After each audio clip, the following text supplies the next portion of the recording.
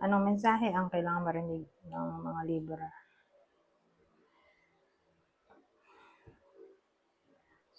Mula December 8 to 14, 2024. Pwedeng nangyayari na to o mangyayari pa lang. Kung hindi man para sa inyo itong magiging reading, di baka para sa someone na malapit sa inyo o sa someone na kakilala niyo mismo. Baka may lumabas na gender, mamaya gawin niyo na lang energy, masculine at feminine energy. Pwede rin naman na huwag niyo napansinin ang gender. Hindi ko masasabi kung anong magiging reading. Kung positive ba o negative, depende sa kung ano ma-pick up kong energy. Walang masama kung papanorin ang sun, moon at rising sign kasi baka alin man sa mga yun ay mag-resonate na sa sitwasyon nyo. Kung hindi man mag-resonate sa inyo to, edi adjust na lang ang video, hanapin nyo to kung hindi pa rin dito na. Ito ang last deck.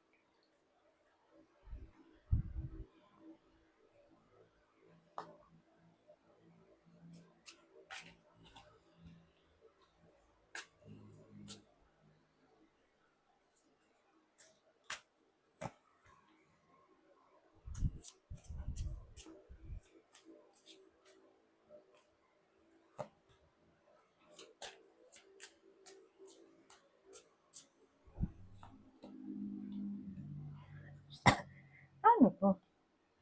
Ang weird oh. Kasi ito, 4 cups ang dulo.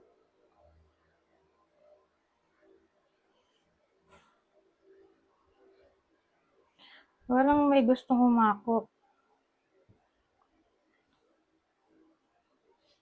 ng responsibility dito.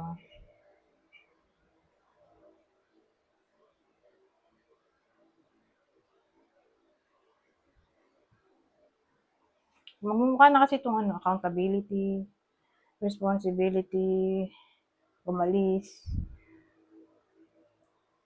Kasi ayaw niya. Ayaw niyang harapin ang punishment.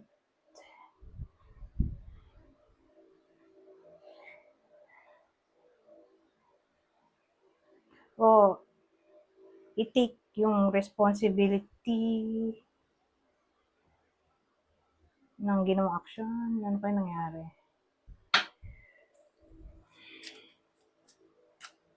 Basta may isa mo na umalis na dito.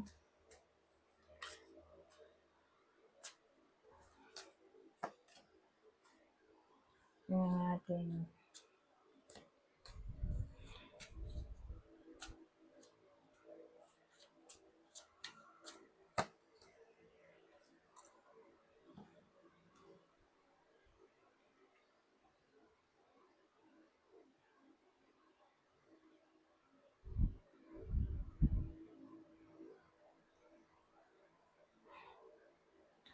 Ang tingin ko kasi relationship reading to, yung babae, yung nagkagusto sa iba.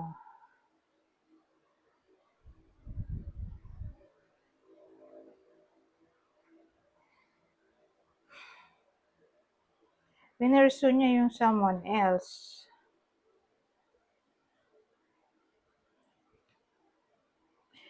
Ni-release niya yung original. So, siya yung umalis. Ayaw niya mag-take ng accountability sa cheating na ginawa niya.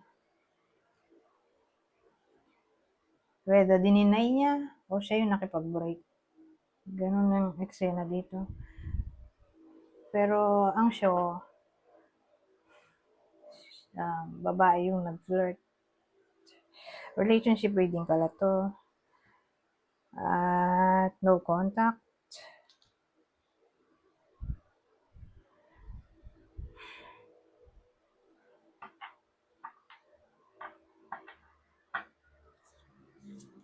Lalaki bida natin, siya yung inapi. Ano kang future nitong mga to? So, kung di man to tumama sa inyo, di baka tumama sa someone na malapit sa inyo. So, future ng ganitong connection.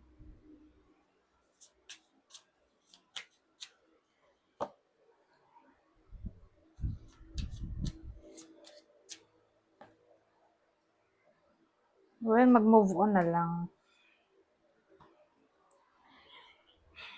Advice dun sa lalaki, mag-move on na lang kasi ito, the moon, saka, ito kasi commitment card, ito. Lagi may halong fear, yung commitment, relasyon, marriage. May fear, may secret, deception card na kasi to, na parang laging magiging insane yung lalaki kung magkakaayos pa sila, kaya ina-advise na mag-move on na lang siya, tumalis na sa sitwasyon na to. Huwag na balikan yung partner o huwag na i-pursue since yung babae naman yung nagloko. So, kung bumalik man sa buhay niya itong babae at ma-realize niya na mali yung ginawa niya, huwag nang balikan ng lalaki. Kasi, parang paulit-ulit lang yung scenario dahil moon ay cycle. Paulit-ulit lang mag-cheat yung babae at magkukos ng pain. Sa connection nilang dalawa, ito yung lalaki, ito yung babae. Kaya, ayun, dapat umalis na lang yung lalaki. O else, ayan, cycle ng pain. Patulit na pain ang kahahantungan niya. Kasi karmic connection to. Pwede nangyayari na to o mangyayari pa lang, pero ito yung partner o kakilala ng Libra para malaman nyo kung para sa inyo ba to o hindi o para sa kakilala nyo. So partner o yung person ay Capricorn, Taurus, Virgo,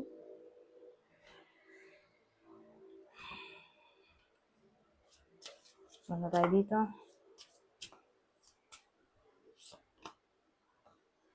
Delay.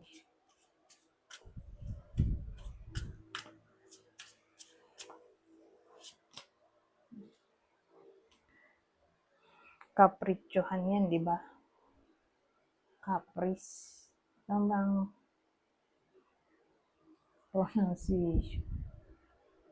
pronunciation? Capricious? Di ba caprice? Capriccioso.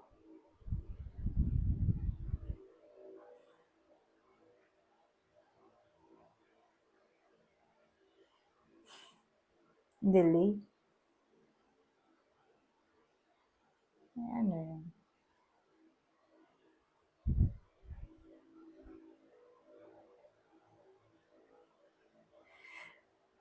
Well, ang dating sa akin, paiba-ibang magiging desisyon. Pwede rin ganun. Asahan na may someone na paiba-iba ng desisyon, mood, ugali. Magiging somewhat moody. O paiba-iba ang isip.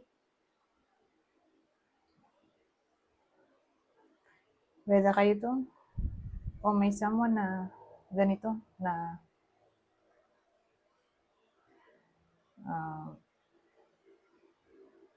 ma-encounter ng iba sa inyo. Hindi mo maintindihan. Kasi masyadong unpredictable. Nakakainis, di ba? Minsan.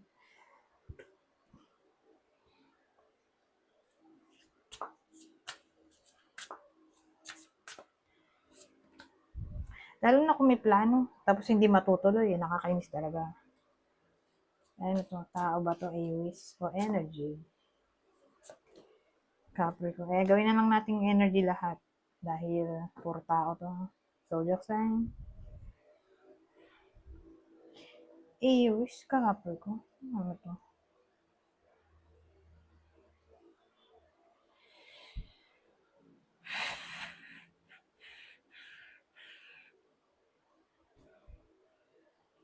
So sabihin natin may iba sa inyo na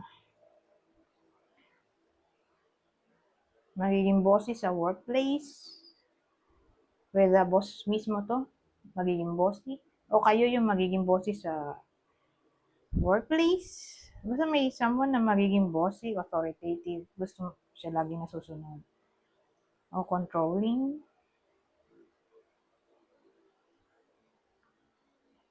Ma-encounter nyo to sa week na to.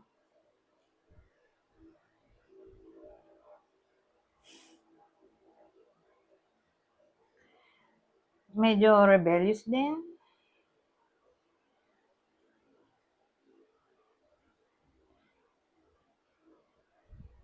Ay, dalawa pala. Rebellious o sunod-sunuran. Alin man sa mga yan. Sa rules and regulations.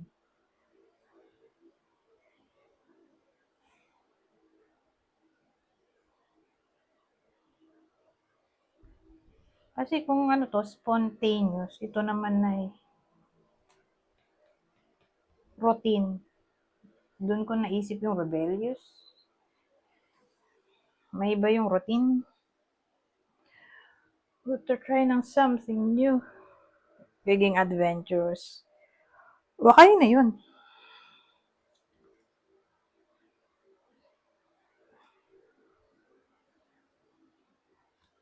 Magiging problem yun.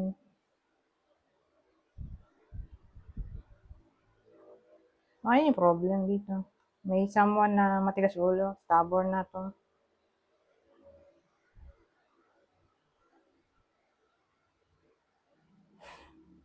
Mm, ang hirap ng combination, iba na nga yun. Sumatulog ko.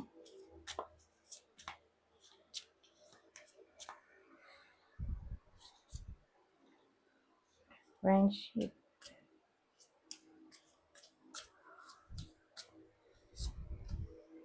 Oh, ano to? Education.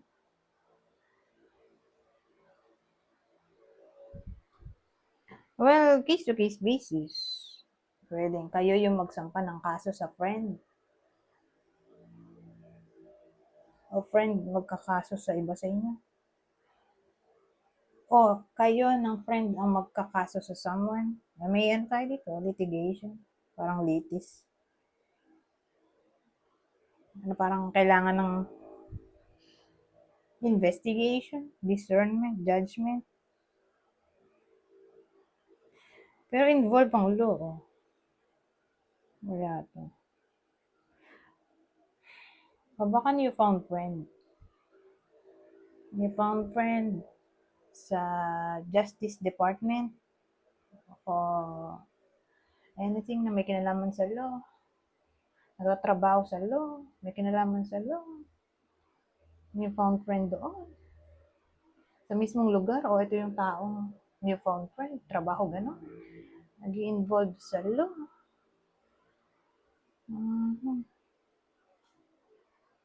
Wala na may isip. Sana tayo dito. Ano masasabi ito? Innocence.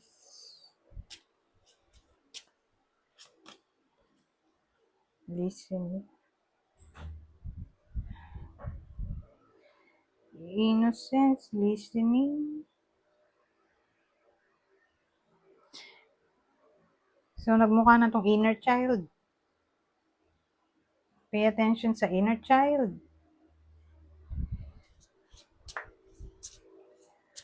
Wala nang maisip. Ang hirap eh.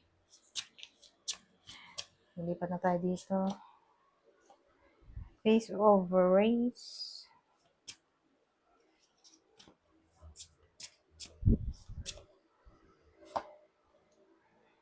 Travel. Ano to? Traffic ba to? Mabagal. Travel. So, pwede rin. Expect natin na maka-encounter ng traffic ang iba sa inyo. Sa bagay, December ngayon. So, maraming celebration. Maraming pakulo. Maraming tao sa labas. Dahil nga, namimili ng pamasko. O maraming pera sila dahil nga dahil sa bonus, 13th month pay. Maraming pera yung ibang tao ngayon, kaya yun, baka maka-encounter ng traffic dahil nga sa dami ng tao sa paligid. Pwedeng ganon.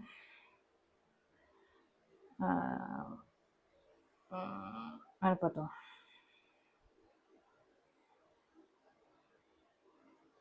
O hinay-hinay sa pag-alis. Pwede rin ganun. Kung laging umaalis yung tao, o may kilala kayong ganun, na pumirmi naman sa bahay. Dahil magastos ang pag-alis-alis, di ba?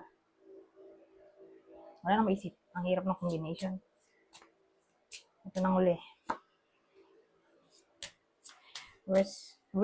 Resilient. Ang kalabasa dyan. So, communing with ghosts. Oh, ito weird. Resilience. Ang weird nito. Ano to?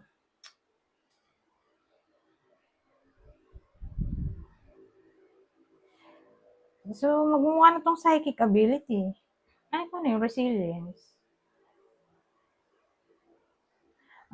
So siguro para to sa mga iba sa inyo na nasa beginning pa lang ng journey tungkol sa psychic ability na yun nga, mahirap i-control yung psychic ability. So, halimbawa nahihirapan yung iba sa inyo sa na-experience nila. I-observe ang sarili kasi di natin masabi kung psychic ability nga ba yan o mental problem, di ba? Kasi ano yan eh, kailangan mo na matinding control ng mind. O else, malilito ka na sa topic ng realization at sa topic ng reality at fantasy. So, dapat alam mo kung ano yung reality sa fantasy, yung logic sa intuition. Dapat balance yan. Kasi, pag di siya balance, maglilid na yan sa mental problem. Which is, mahirap nga sa umpisa. Doon lang naman to tatama sa umpisa eh. Na parang mahirapan kang i-control yung mga nasisense mo. So, makaka-realize lang nito ay mga taong dumaraan ng ganitong journey tungkol sa psychic power, psychic ability, psychic senses, na para bang matatakot ka at first eh.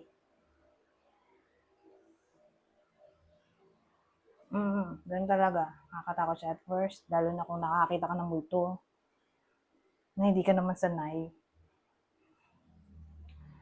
Ayun, gano'n. Lagi ka makakita o makakarinig ng sounds, like may umiiyak sa paligid mo. Tapos di mo makita. Mga gano'n.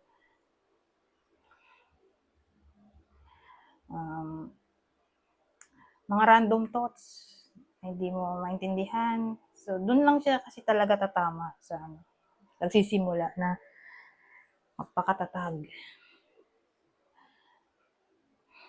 Kasi nga, kung hindi siya magiging matatag, doon na siya papasok sa psychosis.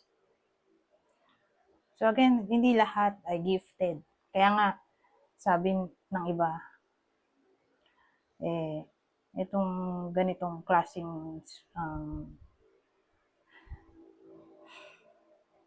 psychic ability ay pwedeng blessing o curse. Nasa sa atin na yan kung paano natin